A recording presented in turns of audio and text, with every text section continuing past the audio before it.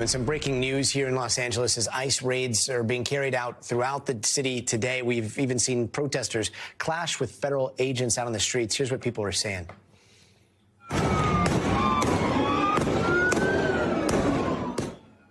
And those are federal vehicles driving through the fashion district that you're seeing on your screen right now. Dozens of people were taken into custody. They're flashbangs trying to clear the way for that convoy to go through. There are Bearcats, armored cars and armored trucks going through.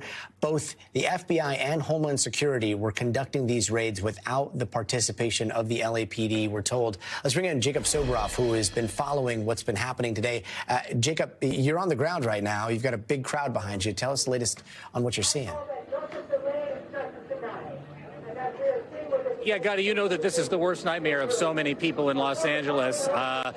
Mass deportation efforts by the Trump administration. Los Angeles, as you know, is a so-called minority-majority city. There are more Latinos here, or virtually as many as white folks that live in L.A.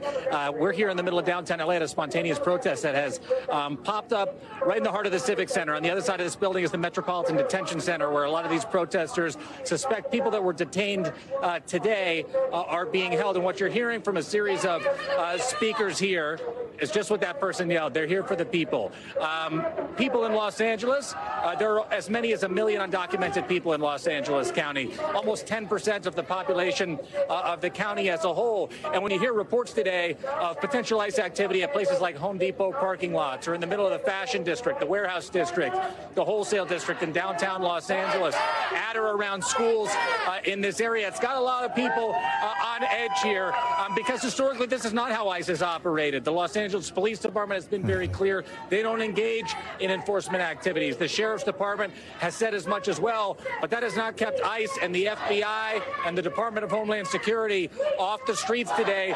Here in the second largest city, the largest county in the United States of America, where there are scenes reminiscent of what we've seen in San Diego earlier this week, in Nashville, Tennessee, in the month of May, and in other places all across the country. You know, I stood on the floor of the Republican convention when the Trump campaign said they were going to engage in the largest mass deportation effort in American history, and it appears that this is part of that, Gotti.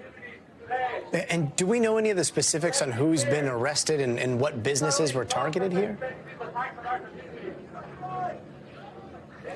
It seems like, as you mentioned, one of the businesses was in that fashion or warehouse district here in L.A., where historically it's been a place for working class people both to go and find jobs, but also to go and shop. On a Friday morning into a Friday afternoon, there are lots of everyday Angelenos congregating in those areas. We don't have the stats yet, Gotti, about who was picked up in these sweeps today. But as you said, and what you're looking at on the left-hand side of your screen is a tactical operation with vehicles that look like Bearcats, with flashbang grenades on the streets of the city of Los Angeles that some have described on local news as a military-style operation on the streets of L.A., which is why people are worried about the exact question that you answered. Who was caught up? Were there any collateral arrests, meaning people who weren't targeted by these enforcement operations? Might they just be mothers or fathers, sons or daughters out on the streets today who were caught up in this operation, but they weren't targeted by ICE? And I said effectively in the statements that were